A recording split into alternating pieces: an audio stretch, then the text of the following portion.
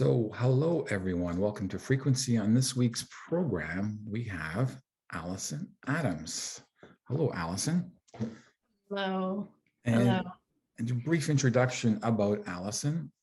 Allison Adams is a transformational coach, Kundalini yoga instructor, and a mentor for purpose-driven leaders. In her work and life, Allison brings authenticity, curiosity, and heart connection to every moment. A heart consciousness leader herself, she is empowering women through the divine feminine circles to be the very best they can be. Allison holds weekly yoga classes on Sunday on her Instagram feed at Allison_Adams108. You can find all her social media links, blogs, and so much more on her website, AllisonAdams.global. And again, welcome. I'm really excited to have this conversation with you. I think it's been a little bit overdue, but I think it feels like time is converging at this point in time. And all these heart consciousness, let's just say individuals, because I think they're all leaders in their own way, in their own particular vibration, are converging and becoming community. Does that resonate with you, Allison? Completely. So thank you for the beautiful introduction. And it is, in terms of convergence, it's my personal convergence also with the universe. And what I mean by that is that it is, for me, been a journey of 30 some years. Wow. And just navigating and we'll explore this, I'm sure, in some questions to come. And so I feel that I am in a place where I have had so many experiences, both personally and professionally, that I'm really able to serve in a way that I've never been able to serve before. And so for me, that's really exciting to know that, you know, we look at ourselves and we see that, you know, we're relatively of the same decade, you know, same age, and yet we're just starting. And it feels so alive, much like, you know, a younger person would feel about being able to, what am I going to do with my life? And so even though I have it, you know, somewhat charted, I just allow the universe to fill in all the extraordinary bits and pieces and people that I get to work with. So, but a lot of that is letting go of expectations. And I don't know about you, but for me, a lot of my learning lesson is not creating the expectations or the outcomes of your intentions, let's say, you know, and it's really allowing that nuance to kind of permeate and kind of have not a withdrawal per se, but a compassionate disconnect in the way you are interacting with life and people in that way. Does that seem right? Yes, and I'm happy that you pulled out that thread, because it is, I think, where it tripped me up for years, and it trips many others up. Right. That they're seeking, you know, so much of the world just feels, you know, the term VUCA, right? It's volatile and it's uncertain and it's complex and it's ambiguous. And so when a person is seeking control, oftentimes there are certain things like, oh, I know if I get X, then I'll feel safe, or then I'll feel happy, or then I'll feel whatever that expectation is of an event or a series or a path.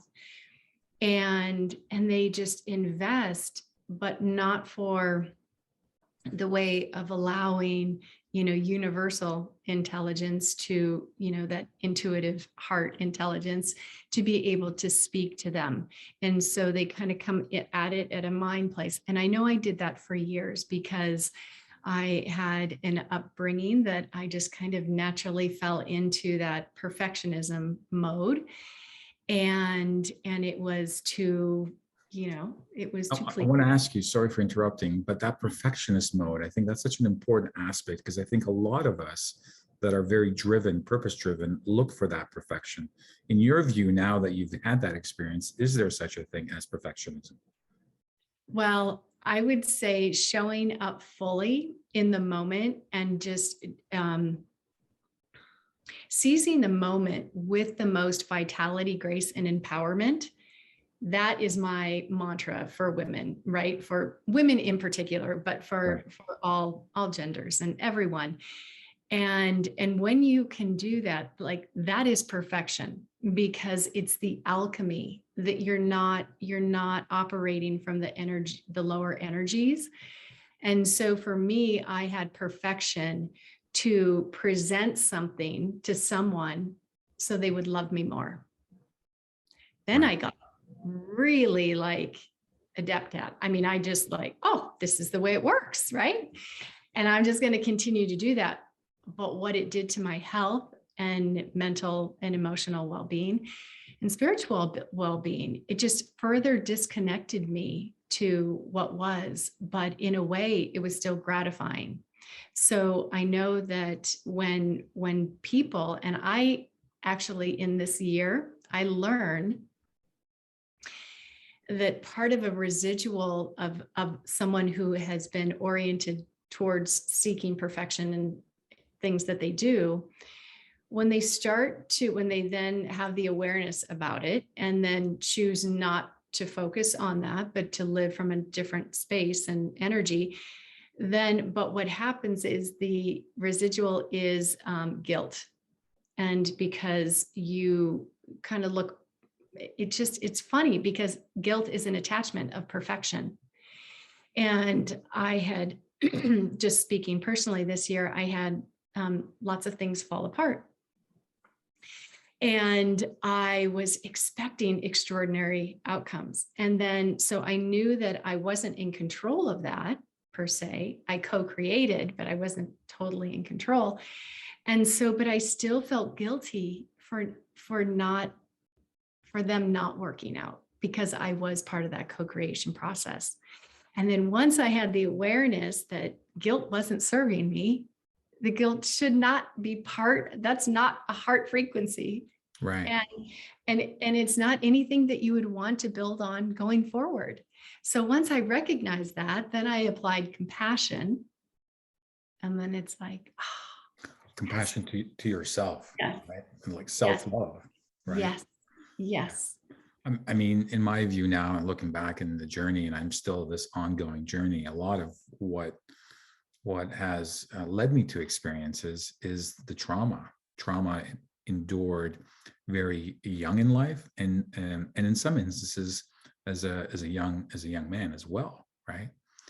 So a lot of us, I believe, I think all of us, quite frankly, in no one gets out of childhood without being traumatized in some way, shape, or form.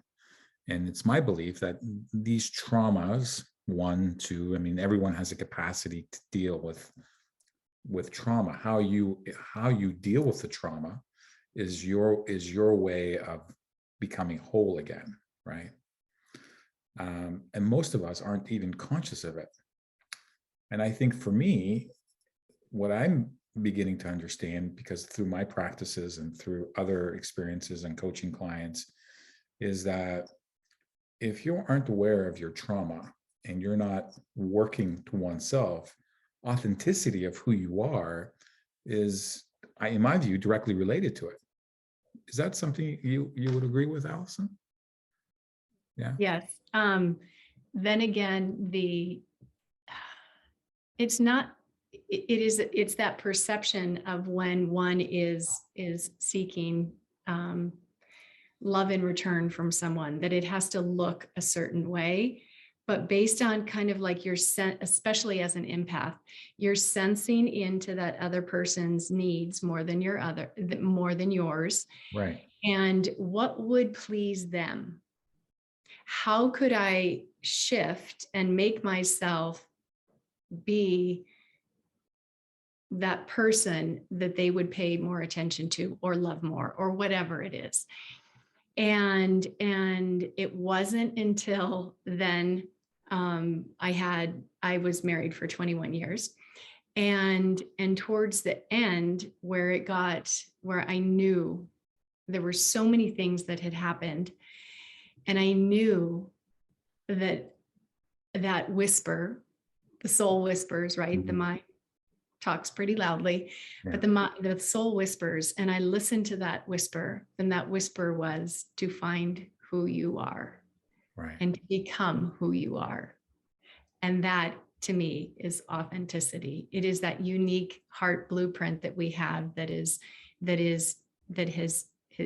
it's existed and is ready for us to live into each and every moment.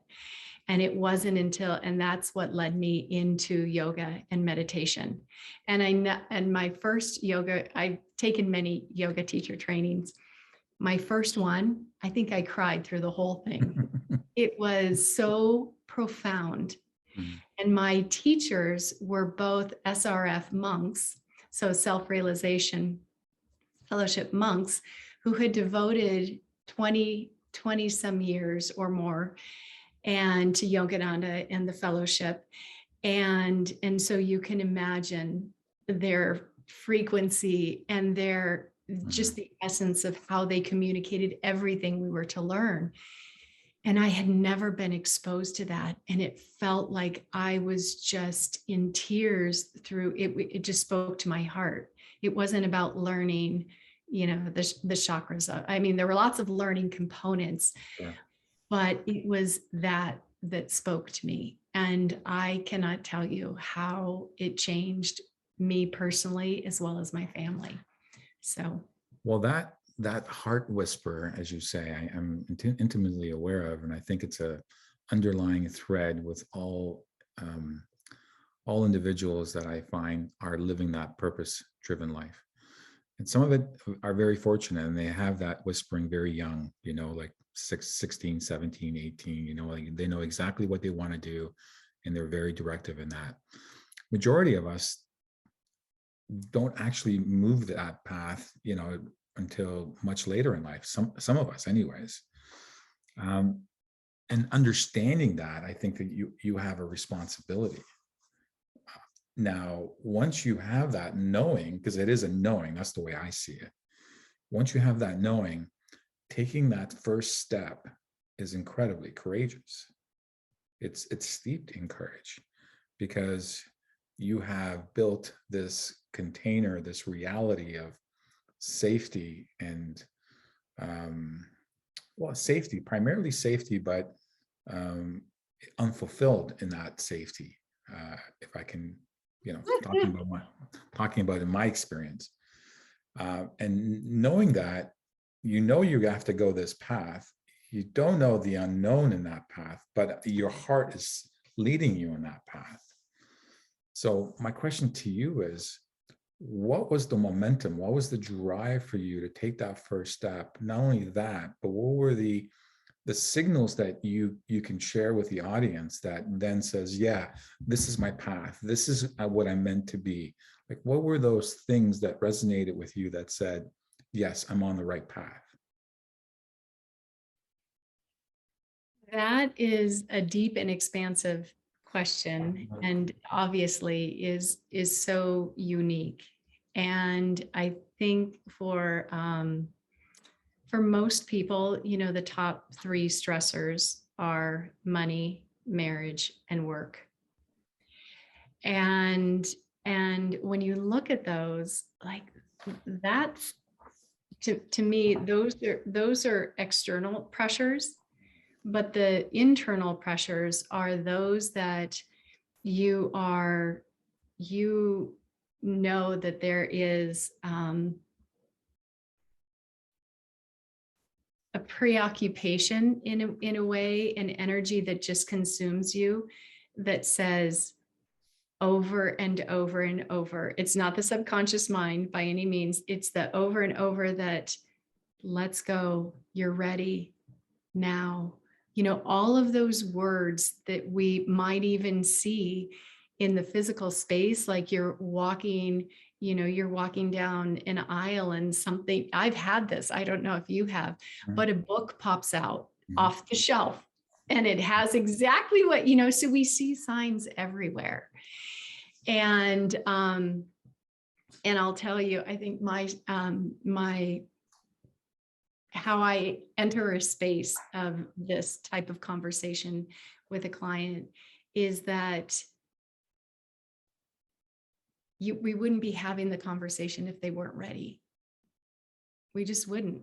And when you have the conversation with yourself and you say, I'm ready, you're just willing to let all of those other things that seem so important, that really preoccupy you, of the work and the money and the marriage and everything else, those are still going to be there.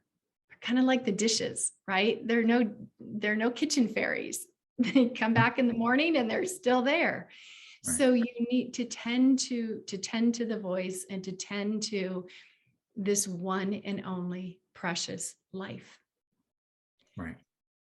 And so, and it's such a delicate and beautiful and courageous act. And you just have to let all the emotions, swirl in and around and all of that. But at the end of the day, when you know that you've just done one thing in that day that has contributed to, taking the next step, it is so empowering. And you're like, yes.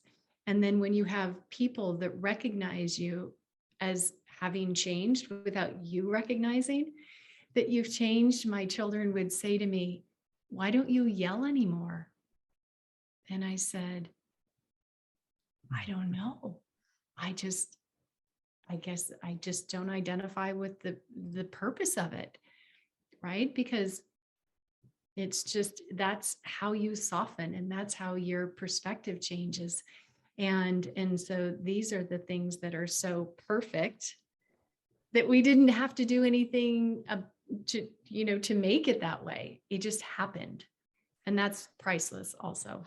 So there, what I took from that response, Allison, there are incremental aspects in what you do. And it feels like almost you have a sense of well-being, a sense of expansion, the more you follow that whispering, that heart whispering. And every incident, every interaction, human interaction, every experience just continually, when moving with that intention, continually brings you more awareness. Is that fair to say? And more expansion. I also have to be fair about this whole process. We talk about how beautiful the process is, but it's also very difficult. I mean, there's a lot of, I don't know about you, but I know that for me and for other people that I've encountered, there's a lot of pain going through that awareness and that consciousness to get to that space. But once you cross that threshold, things do become easier. Has that been your experience? Okay. And that's another reason why I feel that when someone comes to coach with a transformational coach, right, they don't really know what they're going to get. Right. Okay, so tell me what I can expect. Like, I don't know. I mean, there are so many things that we just don't know, that we have to be okay with not knowing. And that in and of itself is painful, because we know that we are desiring change, our internal well-being, maybe health condition. For me, I suffered for years with an autoimmune, as well as other just burnout and things that I didn't even recognize that I had, because I had to always show up. And the same for most people. They're just in this constant doing state. And so, but as it relates to the pain of it all, if you think of just taking one step and the one pain and addressing the one pain and really looking at the facets of it, and it's really just transmuting the energy. Because if we're looking at a coin, on one side it holds stress, and on the other side it holds vitality. And so we, in looking at a painful situation, you know, with your heart's intent of what you're wanting. And this is another thing most people don't understand or haven't fully come to terms with, well, what do I want? And when I say terms, it's like, no, universally, if you want what you're asking for, you have to define it. And so, so once we, get through that, then we know we've initiated. And then that's when then things can come up in a big way, typically a big way. And then we transmute that energy, and then we identify the next and the next and the next. Right. So it's a series of small gates that we go through. We experience, integrate that experience, become more resilient, and we'll talk about resilience. Become more resilient and taking that resilient into that next gate, whatever that is. And I feel, for me anyways, every gate became a bigger task or a bigger experience and awareness. Part of understanding what you want. So there are people that definitely don't know what they want, because authenticity and being in their authentic self. So we get people into that state. And then there's that knowing of exactly what I want. But then the guilt comes in, because things I've heard, and I'm sure you've heard, is, well, that's being selfish. You're being selfish for wanting what you want. Now, that isn't something purposefully from themselves. It's just the external environment, whether it be friends, family, social gatherings. It almost seems like they're disempowering that individual. They're bringing back people in their dysfunction, because how dare they become empowered? That's been a lot of the experience I've seen, not only in myself, but everyone else around me. And part of transformational coaching is really letting go of all that programming and moving with your heart's intent, right? And most people don't have that connection with our heart. What is it that you do that brings and cultivates that connection with the heart? So I have a big toolbox. Yeah. And I have my miracle morning and evening rituals. And if we were to look at someone being selfish, that wouldn't cause anyone in their environment any pain at all. Right. It would be devoting time, bookend their day, morning and evening, and have a ritual that feeds you. So in Sanskrit, in yoga terms, there's a word, prana. I'm sure you're familiar with prana. That is, will you bear with me? I need to plug in my computer. Yes. So you were saying Sanskrit. Yes. So prana is life force. And this is what our soul is. This is how we feed our soul. Because you can pump the body with oxygen, but the body won't be alive because there's no soul. Right. And so, so having someone begin to establish and meditate on the breath is a lifelong relationship that they will, in fact, just be carried through life, because they will know and learn many, many breathing techniques. But establishing that connection to heart, you have to realize, that you are in your rituals, you are committing, you are being devoted to your soul's evolution. And so when we are transforming things, it really, everyone's heard the term, it's you do the inner work, right? And then the outer work changes. And so in terms of being selfish, I would start there, because there's no guilt around that. It's just, people know you wake up and people know you go to bed, but you just allocate time to find something that works for you. And journaling from the heart, expressing from the heart, anything that is related to all these fields, as I call them, Mm. because we have living systems that we're a part of. And when you're intentional, you also use your intuition. And so you have to go into that quiet space, as you know. And so anything that I have in terms of heart math techniques, and as well as yoga techniques and meditation, but anything and everything that allows me to have a sense outside of what I can see, touch, or feel. And then I know that I am really using a higher intelligence to inform my next word, my next interaction, my next whatever it is. And it gets that is really like the easiest way for someone to adopt, transformational techniques and tools and all that. You've worked both with men and women. I know primarily you work with women, but has your experience in working with men and women have been different? I would imagine it would be, no? Yes. Okay. Yes. So as you're describing these techniques or these tools in your toolbox, I was thinking primarily as a man and how difficult it is for men to give themselves that, well, I would say self-love. It's a form of self-love.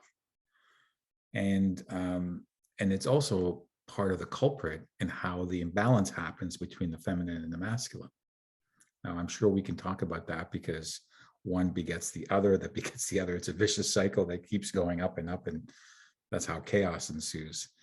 But I think at this point in time, in the way that energies are on this planet, it's primarily a feminine energy. We're back into feminine energy, which is really working with the heart as opposed with the mind. So I think with men, they have to have, or the invitation is to work more consciously with the heart. And for me, and I'd love for you to get your feedback on that. There are two things that I primarily work on moment to moment. It's feeling and knowingness. That to me is more than, I could go to the mind and really dissect everything in a very, it doesn't get anywhere because there's always like a polarity associated with it, right? The right left hemisphere with the corpus callosum, you're always moving one thought into the other. But with the heart, the knowingness and the feeling of it is, the best way I can describe it is that there's a truth to it. There's a peace to it. Could you add a little bit more to that, or does that? Yeah. So regarding men, I happen to attract conscious men. Okay. Who just appreciate stepping away from that male dominated orientation. And Okay. they're like, I want to be more connected with my daughter or my wife, or I just want to have just a, we know the heart is the we, the mind is the me, and the heart is the we. And the way they operate typically in their day is the me, because of the responsibility that they hold. And so, but they know also that but when you orient yourself from that heart space, it's like, and especially when you teach them that they don't have to solve everything for everybody, Right. Just hold space. And Right. I think a lot of people don't understand really what holding space for another means. Actually, can we pause on that? Because that's a very important lesson, I think, primarily for men, for women as well, I imagine. But it took me a while to really understand what holding space really means with integrity, really. So can you explain a little bit more? Because I know that the conscious men that view this program, or the unconscious men, would love to have more information on that. Yeah. So, starting just with the mind, the mind is just wanting to have, we're wired for safety and efficiency, right? You enter into a conversation that is a problem, that there's drama. Well, you just go in and I've got to fix for, I'm going to listen and but listen to how they've done it maybe in the past, or just that orientation of I'm going to take control. And so so in that, it's very not jarring, but it's very uncomfortable at first for people Mm. when I will suggest, if they're explaining something that is a reoccurring situation in their family, let's say, or in a team. And what if you did nothing? Like, what do you mean do nothing? That's Right. why I'm here. That's why I get paid the big bucks, or whatever it is. And I said, no, what if you did nothing? What if you just simply held space for the highest potential outcome, and that you're listening for data that is not the data that you're accustomed to listening for? And that data comes from your heart, allowing you to feel compassion, empathy, so on and so forth. And because there are different levels of listening. And that first is when we have a response to something and there's typically not a pause, that's that subconscious mind that is just, I'm going to answer because I want to get on to the next thing. I really don't care about this thing. I just need to answer it and move on. And then the next level of listening is factual. You're listening for things that you've not heard before, to put the puzzle pieces together to make like some of the information that but I'm listening for some new stuff. But it's very factual in nature. And then again, it's just the mind grappling onto like the situation, our conversation. So then the next level is empathetic listening. And that's when you're listening from the other person, what it might be like for them as they're describing that pain. And then the next level, the deepest level, is generative listening. And generative listening is because we share energy. So the one person has energy, you have your energy, and then there's the field energy. And there's intelligence in that as everything is being communicated. And so the generative listening is for what is going to be sourced from within that would be of value. And when people understand, well, I don't always enter into a conversation and bring a whole lot of value, right? Like going forward, I solved it in the moment. It didn't really feel good for the other person, but I got it done. So holding space is holding space for a level of listening.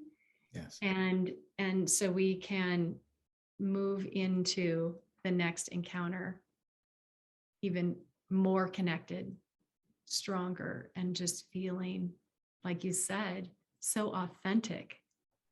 Wasn't manufactured from your mind. And my experiences, I would, up until a certain point in time, was also exactly that, was listening, but not actually listening to solve, listening to make one feel better, right? And that doesn't actually do anything. It compounds, because the person's not being seen or heard. The beauty part, and what do they say? You have 2 ears and 1 mouth, so you listen. You use those accordingly. You listen twice as much before you speak. I think if we practice that more, there's information through the energetic field that's being communicated. And I think for some people, as I go teach them through that experience, it can be a little bit jarring after a while, right? Because you're getting this information, as you said, that normally may not come to you, and they go, "Is this real? Is this? What do I do with it?" That's the heart connection. I think that's the heart-to-heart connection that really serves the conversation and what's meant to happen in that moment. So the active listening is incredibly important. That's how you hold space in moving forward. But a lot of our society is based on tasks and task oriented, right? So from the moment we wake up, we've got a series of tasks. It isn't done with particular conscious, it's done by rote. So the moment you wake up, you have your coffee, you go into work, you go, like all that stuff that happens. And, we experience reality in a certain way, but yet we want a new experience through that. And the only way we can do that is when we change that experience within us. So holding space is one way of getting into the heart space. Can you recommend something else that's been very transformative for you, transformative for your clients, maybe? Because as part of this feminine energy that's really encompassing this whole planet, we're in the middle of chaos and transition right now for a reason. Leaders like yourself and others that are taking individuals into these new pathways are exactly skills like that get built on, much like we talked about the gates, where you go through the first gate, have the experience, integrate it, and then you move on to the next gate. More skills come. Yes. Right. So your experience associated with holding space is really on point.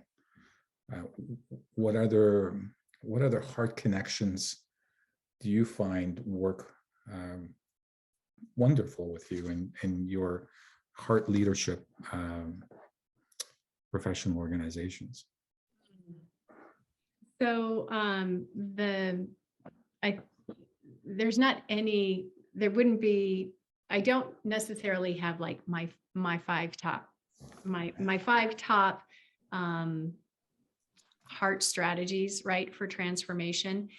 But I will say I've had a number of mentors and teachers in my life, meditation and yoga, and many, many others. I have lots of certifications just because I was looking for, I have an urban degree background. And so everything, as you know, in a city, if it's not a master plan community, we still share the same qualities of infrastructure. Yeah. There's certain infrastructures that cities need. And these are systems that allow people to live and move in a coherent fashion, whereas not right now, but Yeah. for societal endeavors to be enriched in where they live and the shared spaces. And so so one of my teachers, though, brought me into lots of different teachings, but there are 4 A's of the heart. Do you know them? No, I don't. Okay. Can't So wait to hear. it goes into social needs. And so a transformational heart approach that I would see is to, number one, recognize that this is not, I'll name the 4 in just a second, but to recognize the other person is you, right? We're just so, how do I want to say, kind of, if you wore a smile, I would say, oh, you're happy, or she's happy, or they're happy. No, it's just how we've learned to show up at work and to be able to feel as if we're getting through the day, because we're not going to attract any attention that was if we had a different facial expression or body language. And so, but we really have all of these needs that are not being met on a daily basis. And particularly, not even for ourselves, or others are not meeting our needs, and then compounded in society and in the workplace. So the first is that acknowledgement. The first A is that we all want to be acknowledged. Yes. The other day when I was leaving a parking lot, and there was I live in Boulder, Colorado. And so there was a homeless person that was not asking for money. He was asking for food. And I happened to be leaving and going to Whole Foods. So then I was getting what I needed, and then I got something for him, and I came back and I made my way, because the way he was configured in the parking lot took me a while. And got to him. So he came to the car, and it's just as this, I'm seeing you now and looking at your eyes. I met him with that same grace, Right. and he met me with that same grace. And I gave him what I wanted to give him. And that in and of itself is, it just has a ripple throughout the field within you and the other person. So being acknowledged, not just for the person wearing the smile, seeing them beyond that. And then the next is affection. And we all want to be, have just like an embrace or a hug or a, like Fist instead bump. of the handshake, the fist pump, whatever it is, we just want some form of even that smile, right? Smiles, like stress, are contagious. And Mhm. so having, along those lines. And the other is appreciation. Mhm. And so appreciation for just the who you are, not just for what you did, but appreciation for you as a family of humanity, a member. And I can honestly say, I love you, and say to the next person, I love you. And it's because this is that embodiment. And oh my gosh, I have just left the fourth A out. So I have Let's, to, it's okay. Let's talk about love, because the fourth A will come. I think we need to pause on love. Love is such a problematic word I'm finding in my journey. love. Love, Okay. the word love, because love has so many connotations and so many experiences for different people. But the purity of love, when you experience that, is it's beyond any words in themselves, right? So I completely resonate when you say I love you, because you're loving from the deep sense of your soul and recognizing that we eventually are one. So the love you show me is the love you show yourself, right? But there's so many other connotations that people get stuck on that word love. Um, how especially in business environments, because it feels like such a taboo thing to say to your coworkers, like I love you. Right? So what's been your experience? You feel like businesses are ready for that kind of frequency jump? Has there been experiences with you, or do you even broach that subject when you go into businesses? No, I didn't. Yeah. No, because I think it can be communicated in a way that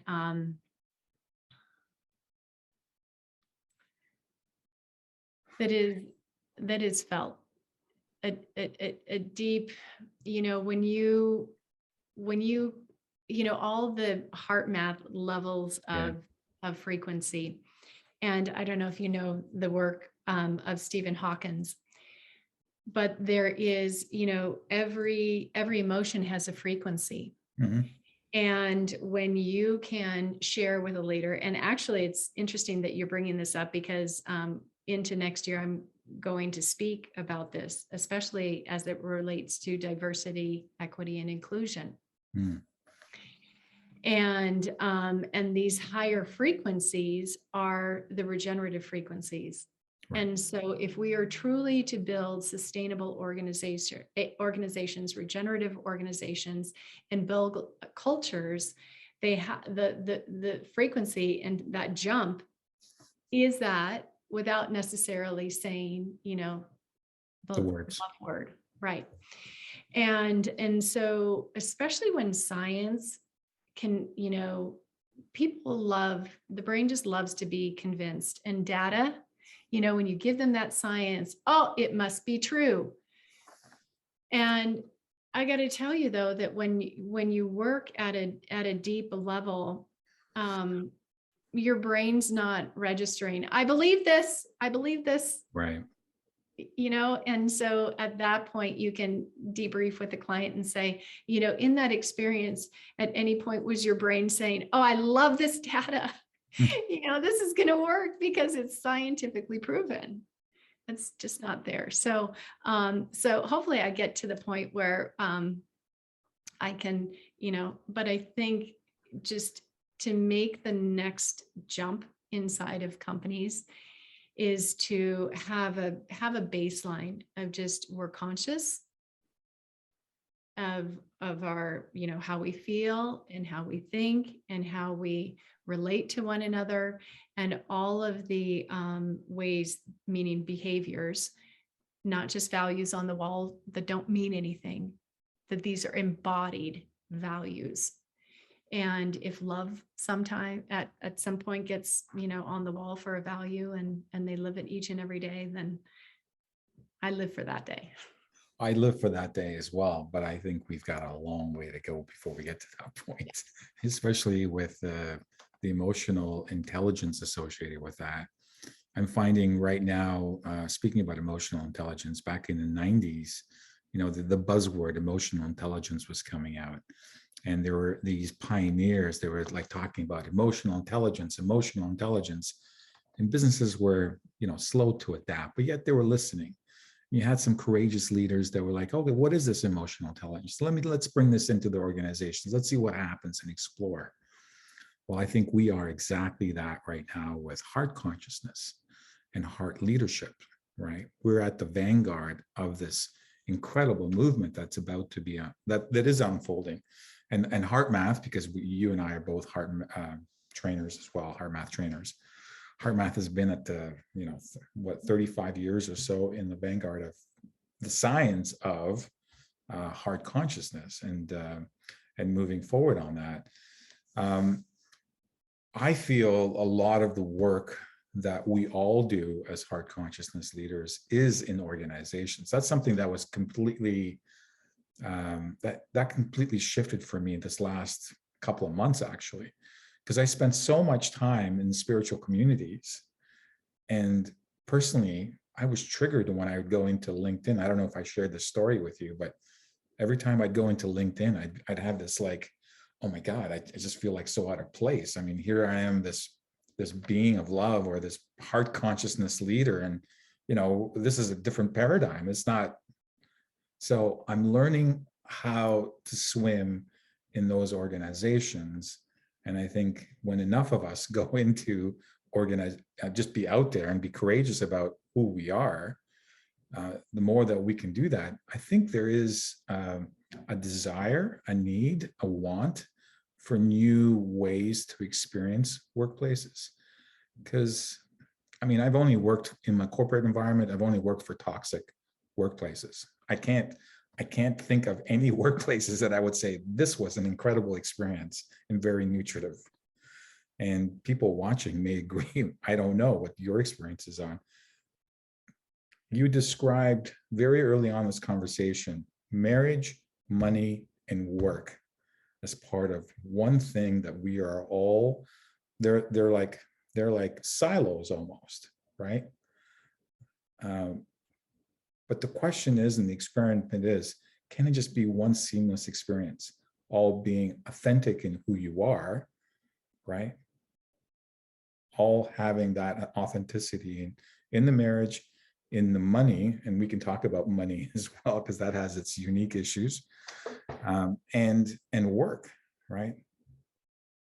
I don't know. I kind of rambled on there, Allison. I don't know what I was saying. No, it was great. No, those are actually the top 3 stressors. But if you're looking at, that people contend with, because, and there might be an element, to even, well, we know that there is, but how to approach it at a high level, because I think that's how sometimes when we're talking with people, or when people are entering into the transformational space, whether it's within an organization for training, right? Because I think personally, we need to out with the old, in with the new in terms of corporate training. And because it is not just something to get in and get out of, right? A lot of trainings just target, we're going to get in and teach one thing, some things, and then they should be good to go, right? Well, we know that it's very different. But my point to the 3 stressors and the authenticity is that I think there is this huge opportunity to go in and just teach the foundation of where you want. So much like you would any farm or anything that you're going to do, you switch plots, right? You don't want to just keep farming from the same, because Right. you've completely, so just having them understand, we're going to start with a new plot of land, and it's going to have new techniques and strategies and everything else, but it's going to allow you to do whatever it is that you want to do on top of it to really be enriched and find more success, because people will know that when they're in a project and they're completely stressed out because they've got so many demands from their team and whatever, and emails and yada, yada, yada. I'll give you an example. One of my clients was VP of marketing for a very, very large company. And he had a lot of back issues. And so I gave, custom yoga program and worked with him even, at his home and all of that. But it went much deeper because of his team, part of the executive team, and then the team he managed.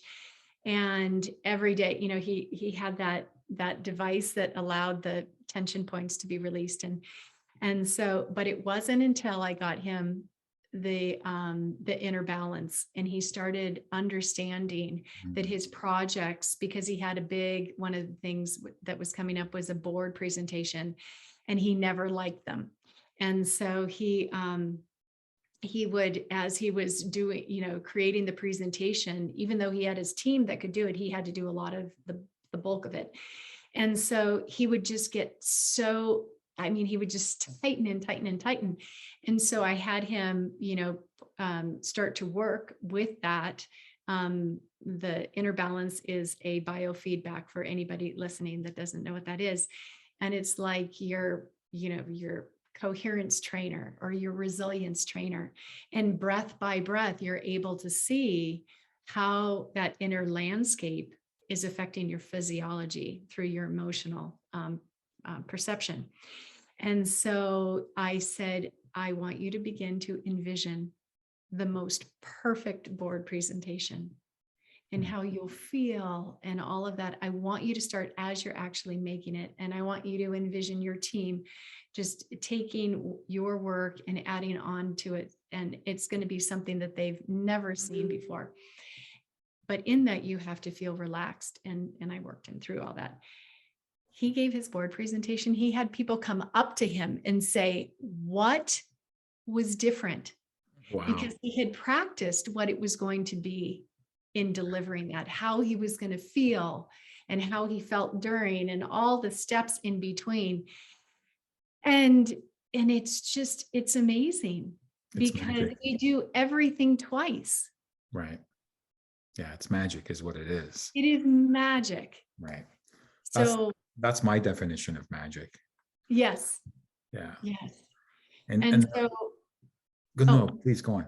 Oh, so I was just going to say for leaders who are, questioning, will it work? Is there an ROI? I say focus on the double ROI. So you have return on investment, but you have return on impact. Because the impact is not when the training is over.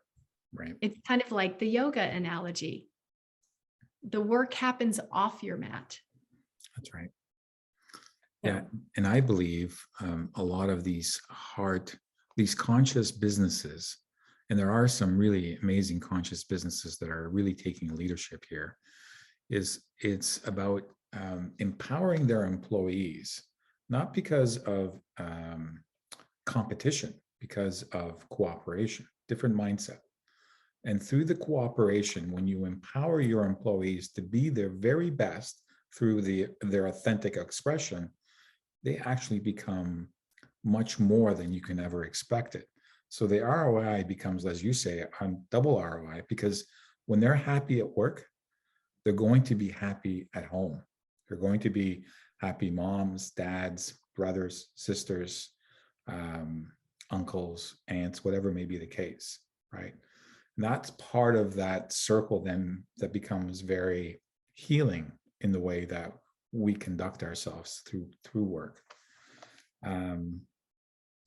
We still have so much to go, and I know that we're almost close to the hour. So I want to know about your retreats. I think it's really important to talk about your retreats right now, because when you told me about it, I was just like, yes, I'm there. I'm definitely there. Tell us about your retreats, and then we're going to do another one, and we're going to find out, because I want people to be on suspense on the fourth A for their heart. I was going to say, we'll put it in the show notes. No. I want people to come back for the second show to see you. So we'll see the fourth. Okay.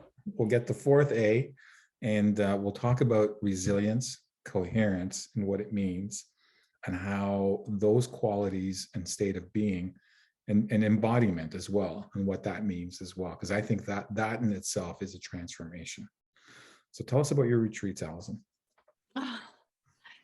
So this has actually been I want to say lifelong. Sometimes, when you've held something, not quite sure how it was all going to come out. So I'll tell you, I had my first career with one of the founding conscious companies here in North America. Wow. And it was founded in 1903, and it's Nordstrom. Wow. And at a very, very young age, I actually gave up going to college because I was on the fast track of being promoted. So I was with them 7 years, and I had great privileges and opportunities. And what I loved most was the people and the heart about it, right? And I just thought every company was like that. Right. And after 7 years, I discovered that as much as I love clothing and, all of that, retail wasn't my future. Right.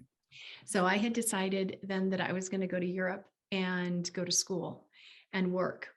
And so it took me about a year, and I got there. And when I was over in Europe, I had miracle after miracle happen. And, but I had planted seeds, in that year that it took me. I did the visualization, everything. I don't know how it exactly going to be, but I'm pretty close. Right.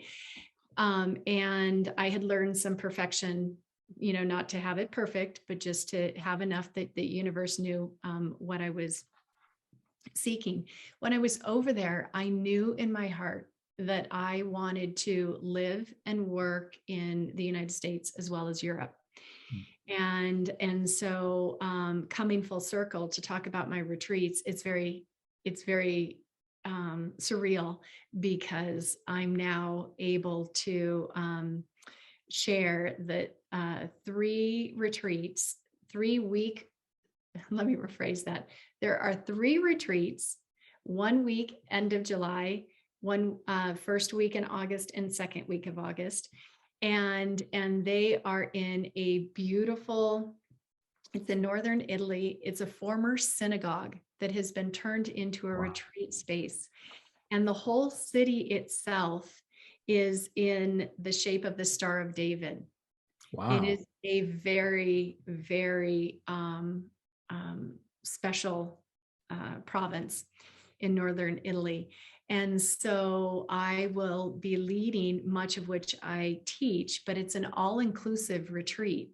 And so airfare and 7 days and all of the food and the lodging. And so we'll have practice in the morning, breakfast, a to-go lunch, and we'll be hitting 7 cities to visit. And so all access to the museums, and then we'll have our meal out, and then we'll come back to what's called La Belle Sabianeta.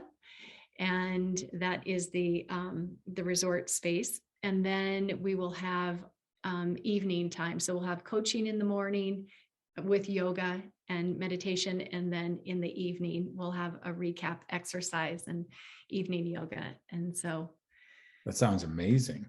It is. And it is. Are they intended for a certain type of individual?